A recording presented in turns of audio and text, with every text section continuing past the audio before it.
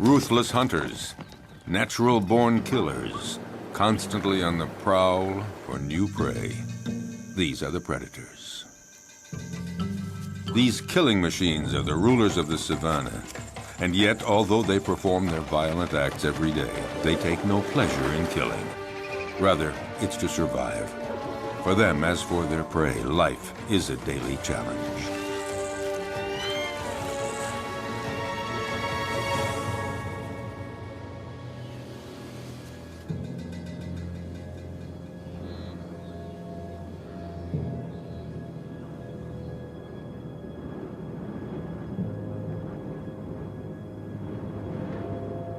In the African savanna, right at the top of the food chain, are many species of big predators. Among them, the crocodile. The only survivor of the dinosaur era, a crocodile can be virtually invisible to its prey. He will lie in wait, submerged, motionless, even for hours.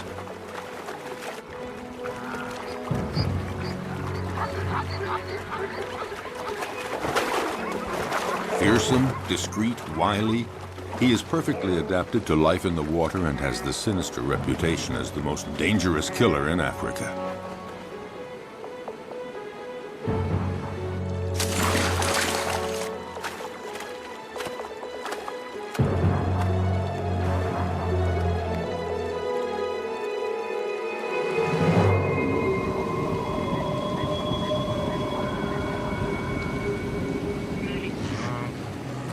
Predators have an essential part to play in the functioning of their ecosystems. By congregating at places where their prey can cause pollution, they limit proliferation, sparing other species that are few in number. Predators as a group, in limiting populations, help to preserve species that might otherwise eliminate one another.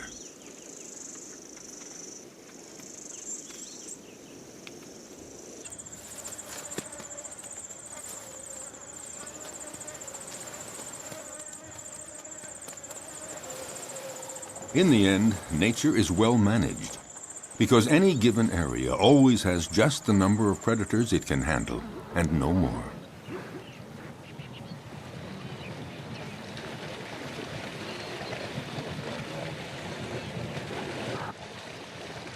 Each predator has its own way of hunting. Their strength and speed seem to protect them from many dangers, but their never-ending need for food, for survival, drives them constantly to keep hunting. Even when prey is abundant, chances of success are never sure. Often it depends on the strategy of the attack.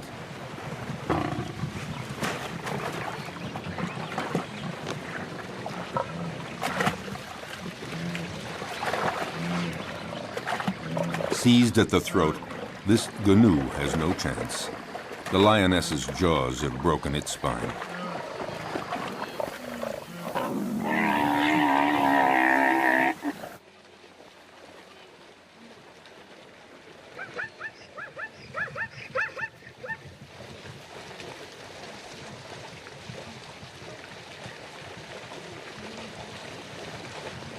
But the lioness can't lift her prey out of the water because the creek became too muddy during the dry season. She has to devour the animal here where it was killed, a rare practice. Usually several lionesses hunt together, but there are occasions of solo hunting, and then the lioness can rely only on herself to defend her kill. The prey has barely been taken when other predators start pointing their snouts toward the meal. Yes, it is not enough to hunt down and kill your prey. You have to defend it too. The fury of a lioness can be fatal for a hyena.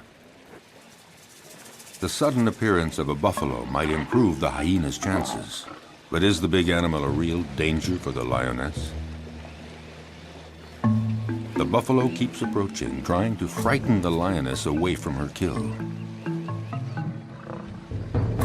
The herbivorous avenger forces the lioness to flee up a tree. High up in the acacia tree, she keeps a needle-sharp watch on what is happening below.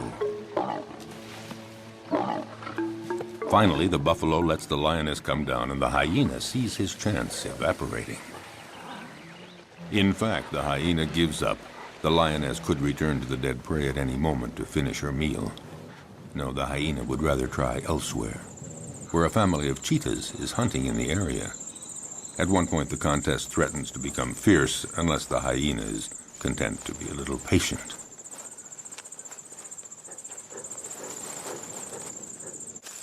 Why not let the fastest predator of the savanna do all the hard work?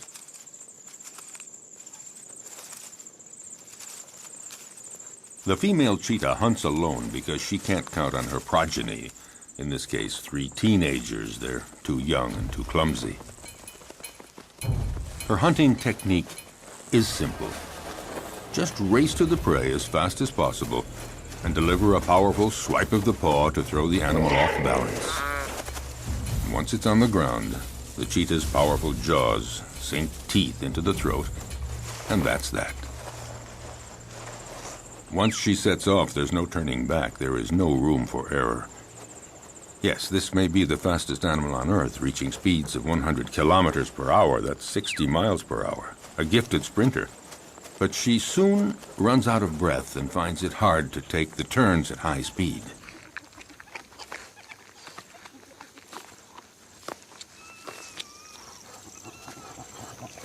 She expends so much energy all at once that she needs a breathing space to recover, and these are precious minutes. Because the hyena is on the prowl, and he knows that this is the instant to try something if he's going to steal any of the meat. The young cheetahs waste no time in munching off the first bits. The cheetah senses danger. But what can she do? These kids are too clumsy to make any sort of organized resistance.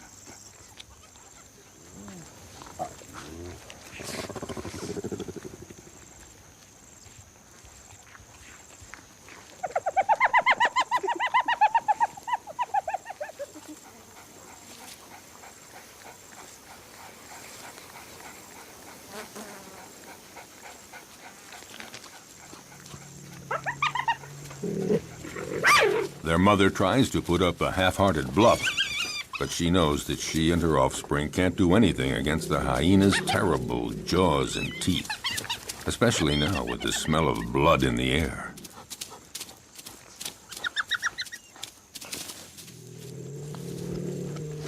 She doesn't even try to fight.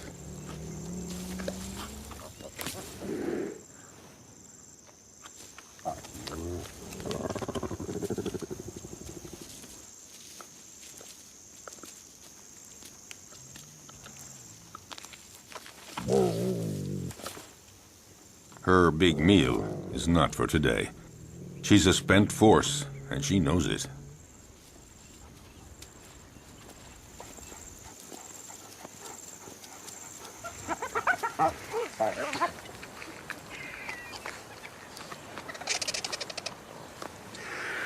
The scent of blood draws many scavengers. They're not considered true predators because they eat animals that have already been killed by others. A real predator hunts down and kills live, fleeing animals.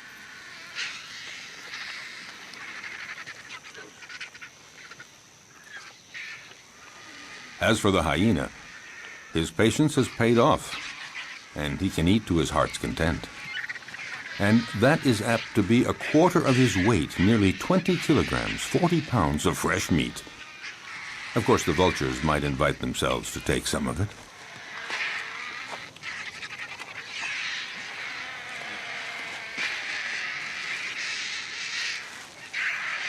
A jackal is prowling around, but he's no match for the hyena.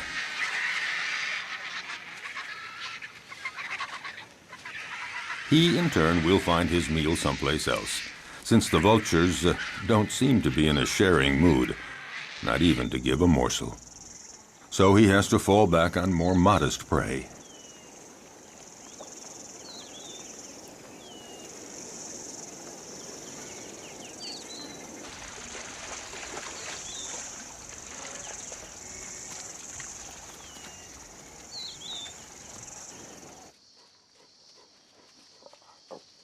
Lichens, or wild dogs, are also considered prodigious predators in the savanna, the equals of cheetahs and even lions. They're among the carnivorous animals that hunt during the day. To feed the family twice every day at sunup and sundown, they leave their lairs to hunt in packs.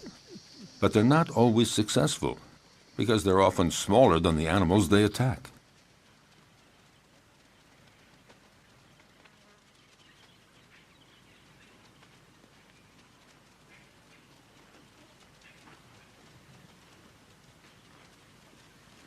These creatures are classified between the dog and the hyena, and they're sometimes called hyena dogs.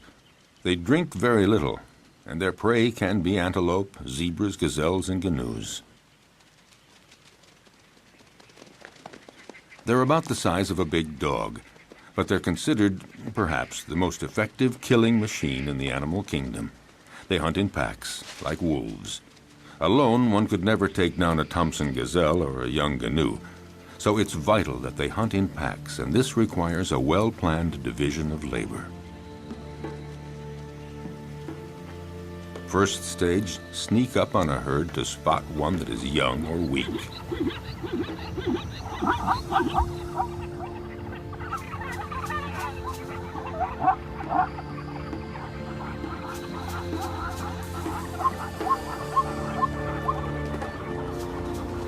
Next, chasing down in relays.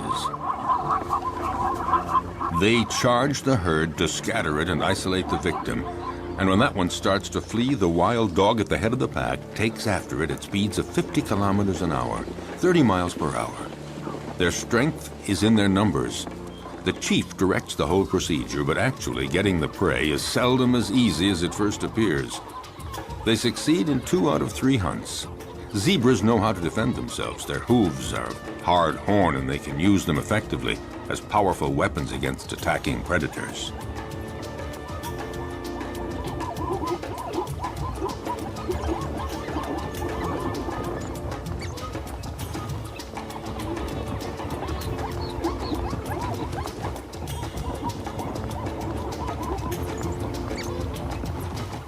This time, the zebra herd manages to fight off this pack that isn't really prepared for this morning chase.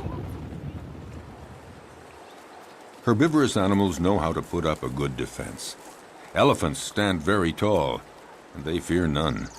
But the others have to learn the behavior patterns of their potential predators. They know when they're hunting and when they're not.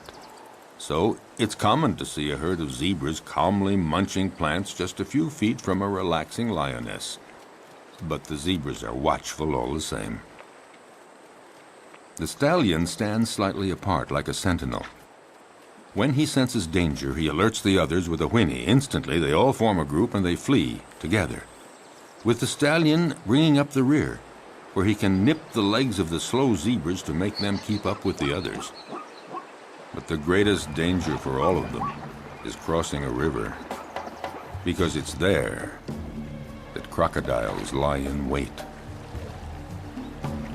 If crocodiles are seen as the most frightening predators on the planet, it's because they're not only clever and strong, they have another weapon: their patience. They can go for months without eating, but after a fast like that, any prey passing within range of their massive jaws would have to be very lucky to escape. Armed with about 70 teeth, a thick body armor of scales, and powerful appendages that they can use to leap their full body length, their attacks are furious and frightening.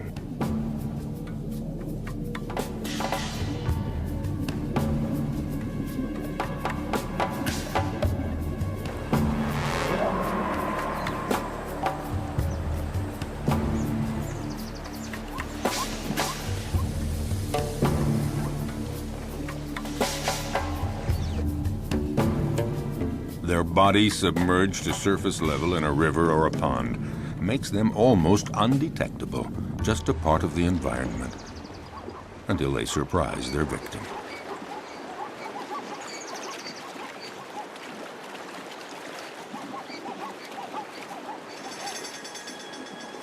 Buffaloes, zebras, antelope, these are perfect prey. And slippery shoreline mud or steep riverbanks often make it hard for the prey to get away.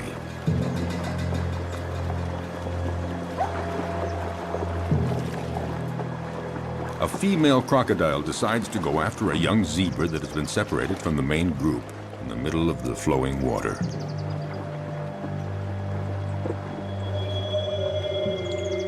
It's not a fair fight. Alone, terrified and wounded in the river, the animal doesn't know where to go or how to get away. The female crocodile tries to drag the wounded creature down into the water, but the youngster is resisting ferociously. It's hopeless. The crocodile has to have a better hold. The prey might get away. Whatever it takes, she has to get a firmer grip with her jaws, and in those few seconds, the zebra could get away.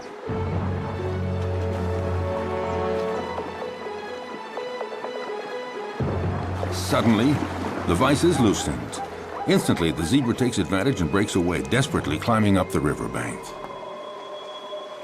Exhausted by the violent struggle to stay alive, the young zebra has to rest. But lions are always prowling along the river, seeking new prey. The young zebra's minutes are numbered because she is wounded. And in the savannah, a wounded animal is as good as dead. Here at the river, the lions have this prey for the taking. In fact, they have a wide choice of animals that are fatigued from crossing the river, or sick, or wounded, the ones that trail behind the herd.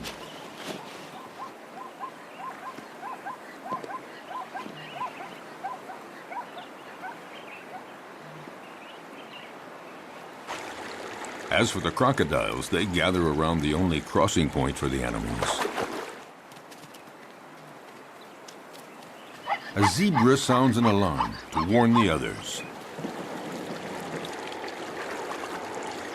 But the crocodiles are well aware. They know all they have to do is lie in the water and wait. Sooner or later, the next grazing animals will give in to the strong temptation to cross. It might be Thompson gazelles, eager to find that greener grass on the other side. For them, crossing the river is a real adventure. They're too small to resist the current. They wait, hesitating to take the first step. But for all their fear and reticence, the lure of the wonders sure to be found on the other side becomes too strong. The ones motivated by frantic urges to migrate often pay for their audacity with their lives. Sharing meals is a well-established tradition among crocodiles. A female comes to the party, but the prey isn't big enough for two. You don't share a gazelle. Resigned to this, the guest has only to reach the riverbank and participate in a crocodile's favorite pastime, the siesta.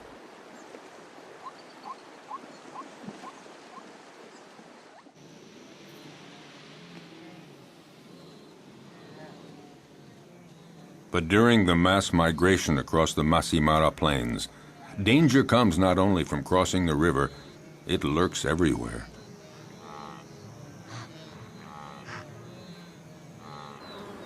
A well-organized pack of wild dogs attacks a young gnu. It's encircled and separated from the herd. The predators then go at it fiercely, relentlessly, showing no mercy. The gnu is exhausted. It's time for the kill. At one point, the animal nearly falls to the ground. One of the wild dogs seizes a hoof. And finally, the creature drops. Often, the attackers will hold the muffle of the prey tight until it stops all movement.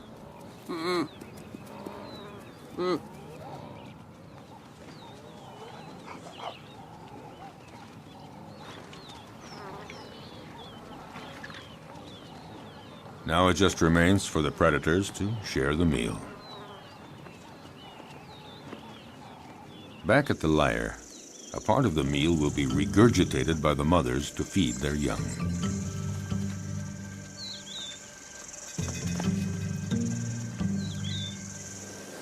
It may seem that predators are ruthless. They show no mercy at all. But they kill only when they're hungry. Their potential prey senses this. As we saw, herds are often oblivious to lions walking almost beside them. But if a herd senses that a lion is hungry, they are away and fast.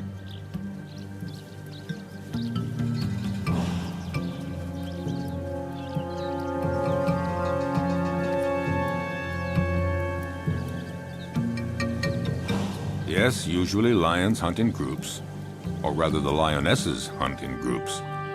Males take no part in the hunting. They are content to feast on what the females bring in. What lions like most are gnus and zebras, the slower animals that are easier to run down, not the gazelles and antelope. Actually, hunting any animal is always difficult.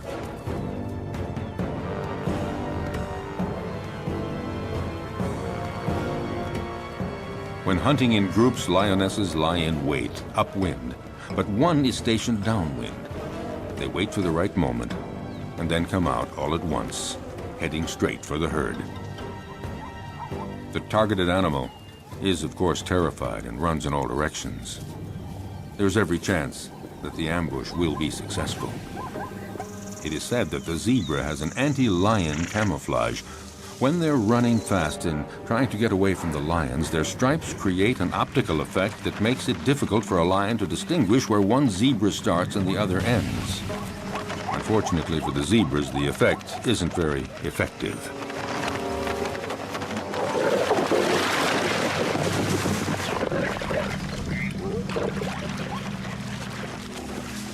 A lioness kills by strangulation, and it's a slow death. The victim tries to get breath. It might take 10 minutes before the animal dies. The success score for females that hunt alone is fairly low. It's about 17%, one kill in every 5 attempts. This makes the survival of the lion cubs fairly uncertain. It's not surprising that they prefer hunting in groups. Today, the lionesses and the cubs are eating as fast as they can before a male comes along to take his share. When a male is present, he is always served first. But this time, Mom and the kids will have full stomachs. All the same, the odor of the carcass draws famished hyenas.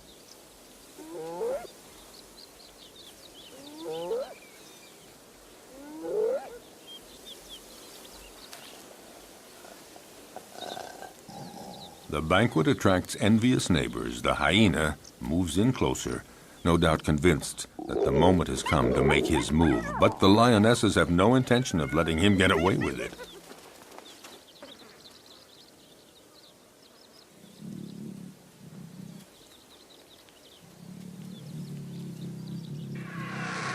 He's going to have to wait until the lion family has had its fill, and then he will move in to find they have left him a few bare bones.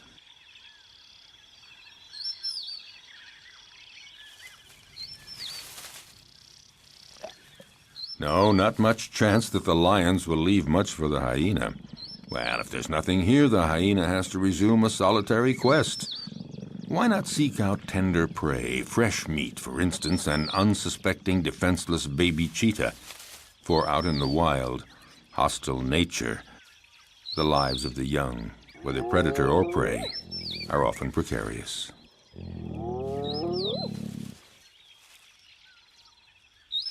However, the hyena just might have a difficult and dangerous fight with the mother. Intimidation, dissuasion, will he dare?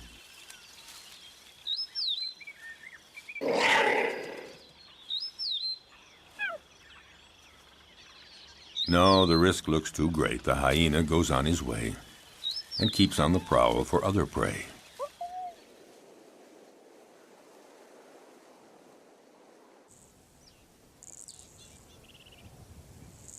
His courage seems to have deserted him for trying another attack. Off the hyena goes looking for any food to quell the pangs of hunger. Once the danger is over, the mother cheetah is required to leave her little ones and go off to hunt. But will they be there when she returns? In the savannah, cruel choices have to be made. The hyena appears to have gone off and is now far enough away. The cheetah has to go for it. A quick hunt and then back to the lair.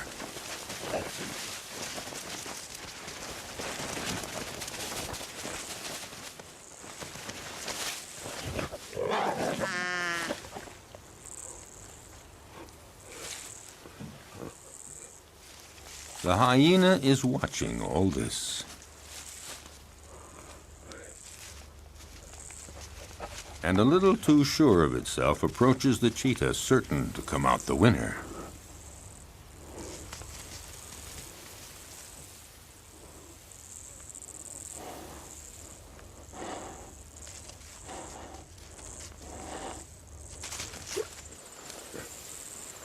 But just then, a new character walks on stage, one that was not expected, a lioness.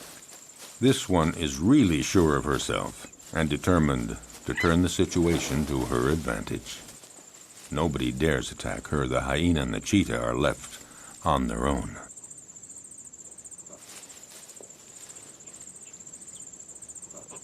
Indifferent, the lioness ignores them with the arrogance of a victor.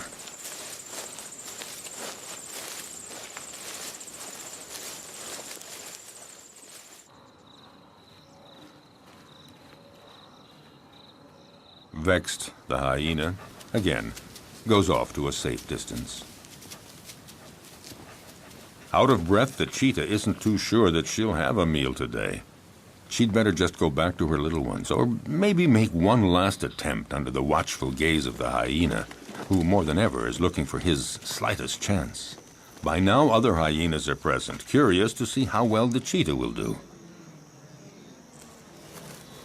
With energy born of hopelessness, the cheetah begins a frantic chase in pursuit of a canoe, but she lacks conviction and is too soon out of breath.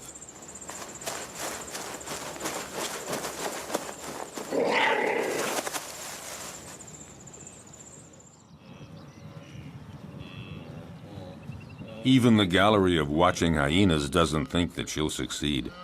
However, they join others of their pack and profit from the panic caused by the cheetah to attack a wounded canoe. The lone hyena would very much like to join the party. Well, aren't there cordial relations among all members of the same species?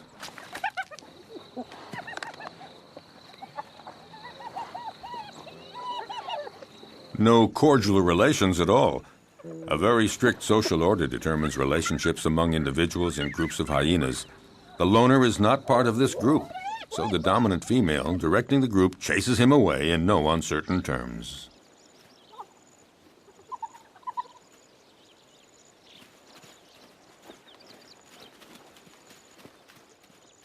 Nothing can be done, so it's best just to melt away into the distance.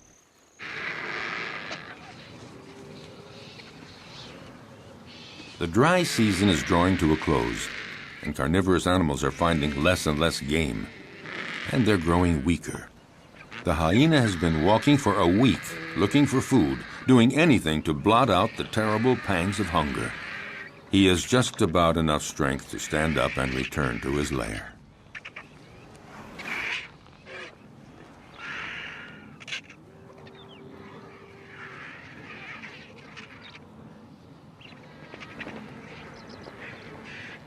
Oh, he knows the vultures are waiting for just one thing, for him to lie down and not get up. But hyenas belong to a species with incredible resistance. Gathering up all his strength, he sets off on his quest.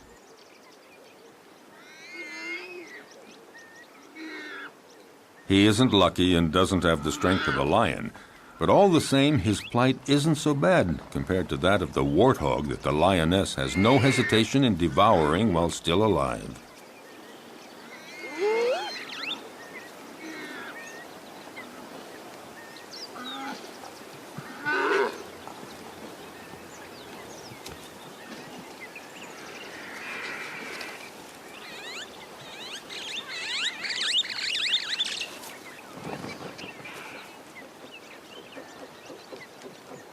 The hyena was right to wait around for a while. At last, there is a reward because the lioness leaves the warthog carcass after eating only the entrails. Finally, something to eat.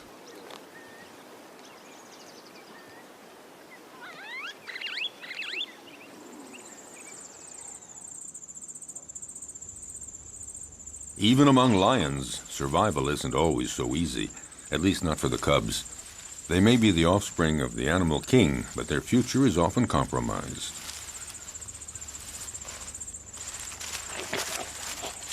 Power and strength characterize the lion, but the cubs are vulnerable, and danger lurks everywhere, even within their own group. Actually, among the lions, everybody seems to be getting along with a certain intelligence. The females within a family are taking good care of the little ones. A female will submit to any sort of nuisance from the cubs, and will even take care of the ones that are not her own. So the females remain calm, but it's quite different with the males. They guarantee reproduction, and they protect the females and the cubs, but they can turn dangerous for the cubs. Unmindful of his tremendous strength, a male who's annoyed by a cub teasing him just might kill the youngster with a swipe of his paw. Lions like to live in a stable family group, and yet the young ones, especially the newborn, are always vulnerable. Prudently, a female about to give birth distances herself from the group and finds a lair where she can have her cubs. She wants to find a natural hiding place where hyenas and jackals and cheetahs can't get at the little ones, and to keep them safe from the male lions that might come to take them. A female may have as many as 6 cubs at a time, but only 1 in 5 will survive to adulthood. Cubs are most fragile during the first 20 months. Then they are young adults. The mother lioness has to leave her cubs in the hiding place and go out to forage for food, but she never knows whether when she returns she's going to find them dead or alive. Will they escape the prowling predators? The lioness is now isolated from her group, and she has to hunt alone. Her predatory hunting instincts have to overcome her maternal feelings.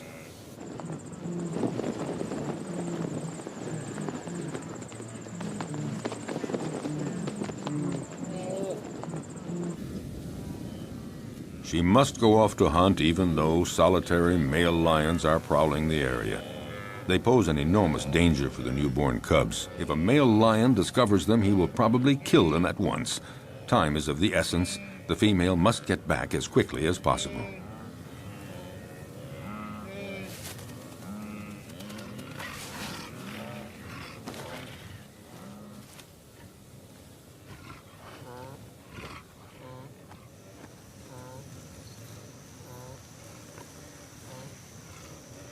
A lion, alerted by the noises, emerges from a thicket.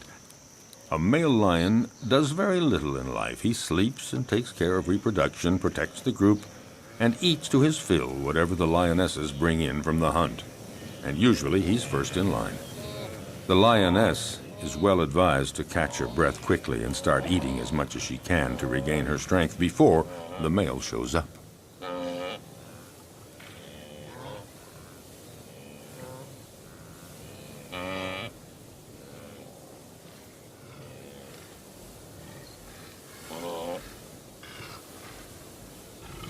"5 kilograms, 10 pounds of meat every day. That's what every male or female lion requires for survival.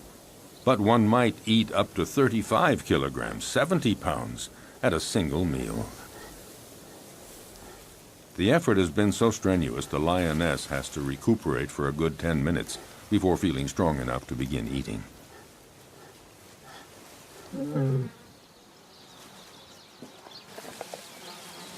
Drawn to the food, the male approaches the female. She submits because she knows the social order within lion groups. Males take first. Hence the lion's share, and here it literally means that he takes all the best pieces for himself, and he takes them before anyone else in the group. A male lion can be the most powerful predator of the savannah if he chooses. He's fearless. No animal would ever approach his killed prey. The lioness can only wait, resigned to the situation, and go off to her cubs.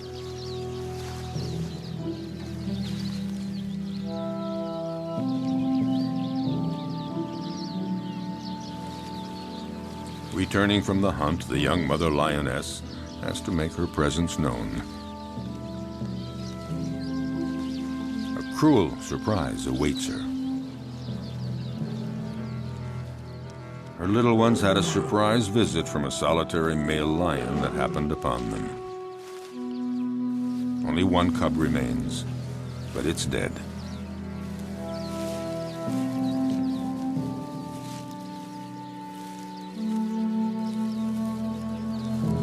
She takes it and wanders through the savannah for a long time.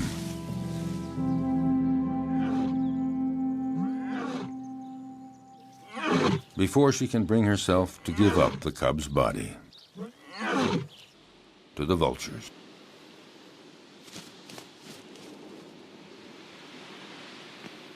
Accused of killing for pleasure, predators have incurred a bad reputation, and yet, for over half a century, many scientific studies have proven their usefulness.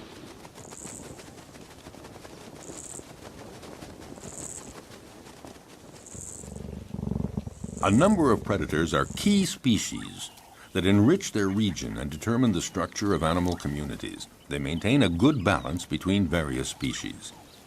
Attempting to suppress the predators to protect nature is a mistake, because any place without predators is not a stable environment. On the contrary, it's an artificial habitat made poorer and more fragile.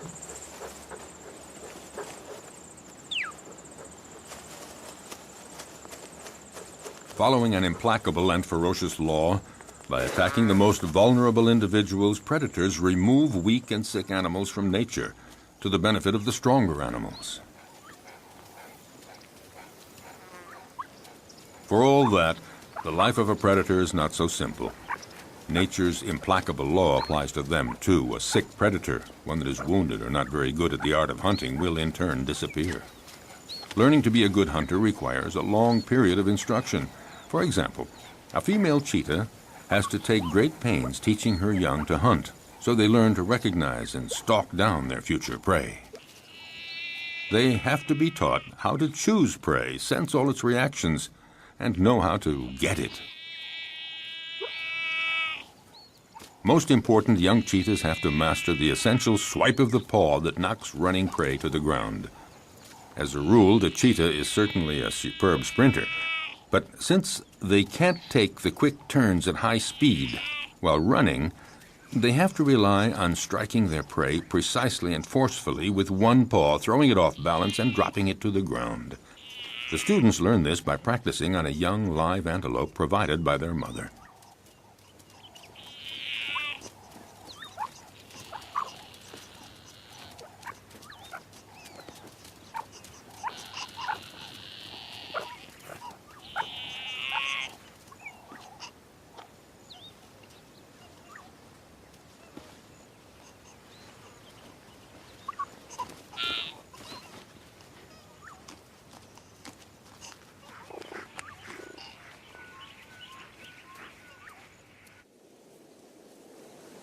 In the broadest sense, being a predator is feeding on other living creatures. Under that definition, practically all animals are predators. It's just a matter of scale.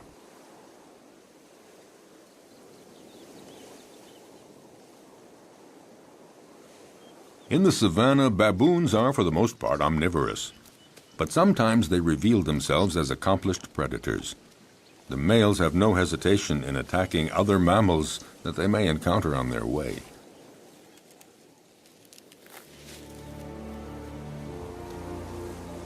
They can be terrifying opponents. Their bite is awesome. A powerful dominant male has caught a small gazelle. He doesn't wait for the prey to die before devouring it, right in front of his underlings.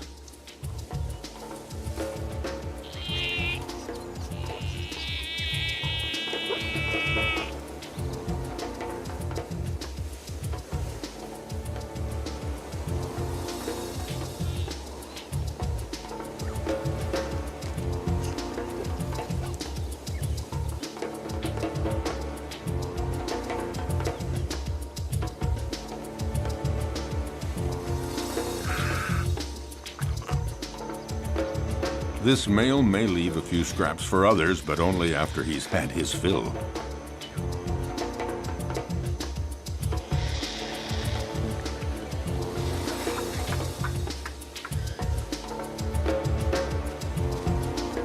In the savannah, death is a part of everyday life. The baboons set off for new horizons.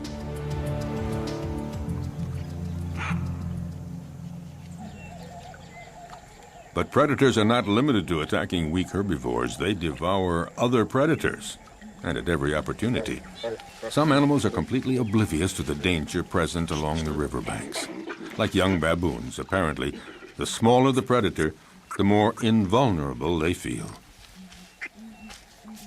Foolhardy or oblivious, The baboons have apparently decided to tempt the devil, and this particular devil is a crocodile. For the young ones, the game is approaching the riverbank as close as possible, but for the older ones, the most exciting provocation is in actually drinking from the river very close to a crocodile who's pretending to be asleep. It would seem that the one taking the greatest risk is matching himself against the most dangerous predator of the river. A youngster takes one chance too many and things get dramatic.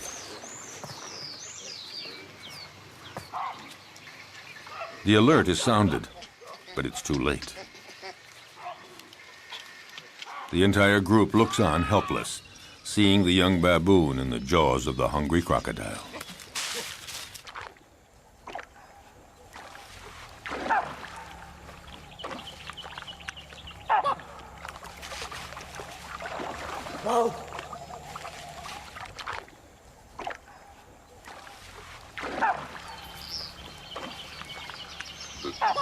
In the world of the predator, you pay for the slightest mistake. But along the river banks, the crocodiles don't always have it their way. Facing a hippopotamus, the law of the stronger and the bigger holds, and the hippos move right in to use their heavyweight position to provoke the crocodiles.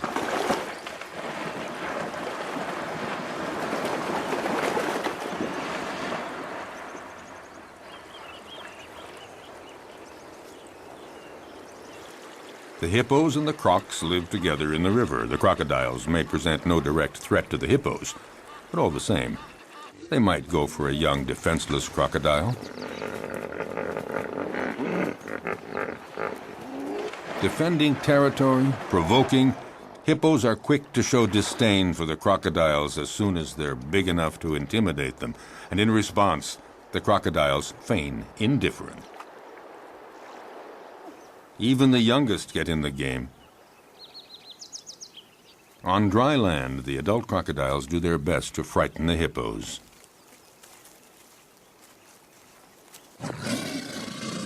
They multiply their efforts, but the massive creatures don't believe a word of it, so to speak.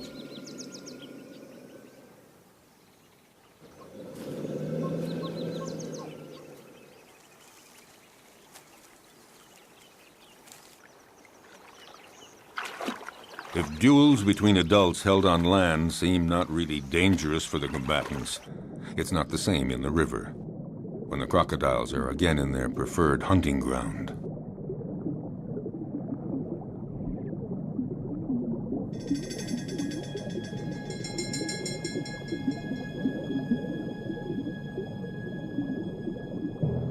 In the aquatic element, a crocodile is ruthless, facing a young hippo.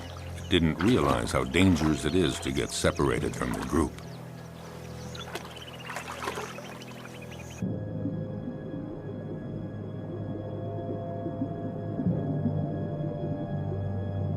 Cunningly, the crocodile approaches slowly.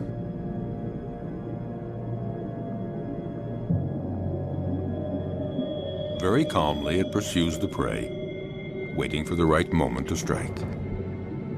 Feeling safe, not sensing exposure to any danger, the hippo swims down in the water. And the crocodile glides effortlessly. He's in no hurry.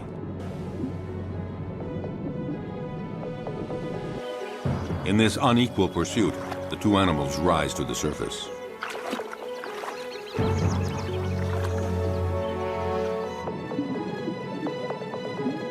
It only remains for the crocodile to pounce and pay no penalty.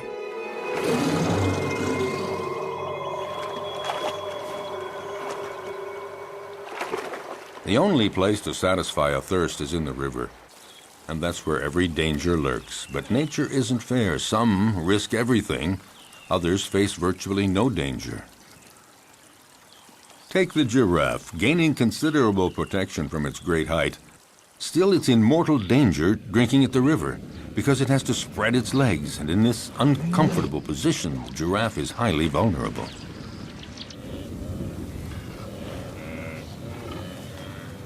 If there's no shortage of game here, it's because every year the migration cycle of the herbivores of Serengeti conducts 1.5 million gnus and countless other animals across the Masai Mara Plateau to Kenya, to to spend the summer. Water holes and the whole environment provide predators with a happy hunting ground, and these meat eaters take full advantage. Nevertheless, the actual hunting is far from assured.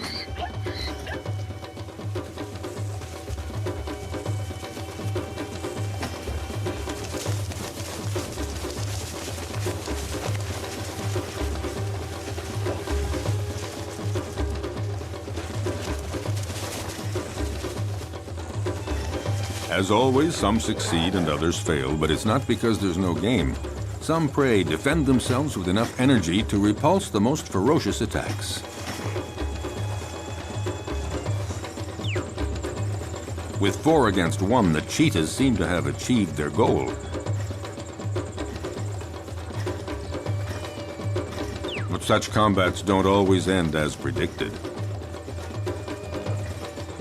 It would appear that the cheetahs have the advantage, but that doesn't take into account the endurance of their opponent or the canoe's instinct for survival.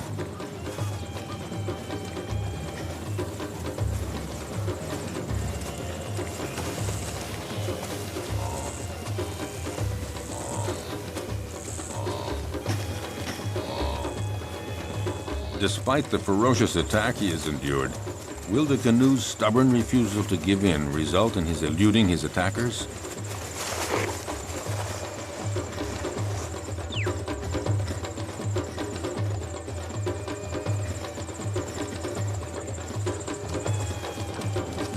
Thrown off balance by the canoe's sustained fury in managing to escape their claws and teeth, the cheetahs seem unable to administer the fatal blow.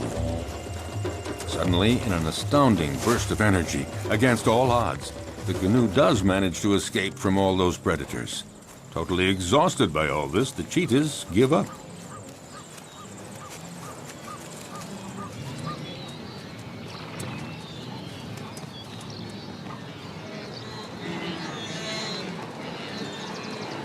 In this immense jumble of thousands of canoes and zebras and gazelles, as we have seen, the most fearful moments of their long migration trek come when they have to cross the river. But paradoxically, if it's their great number that attracts predators, it's also their massive numbers that provide their best defense against the feared crocodiles.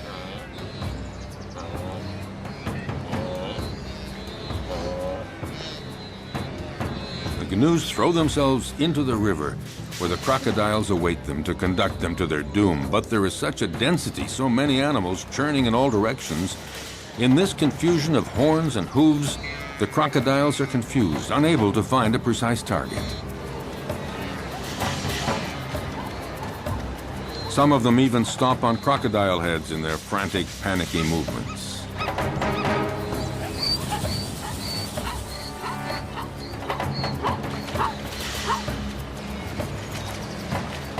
This superabundant flow of animals disorients the predators, but any animals that stray from the central melee, any out on their own, are instantly victims of ferocious crocodile attacks.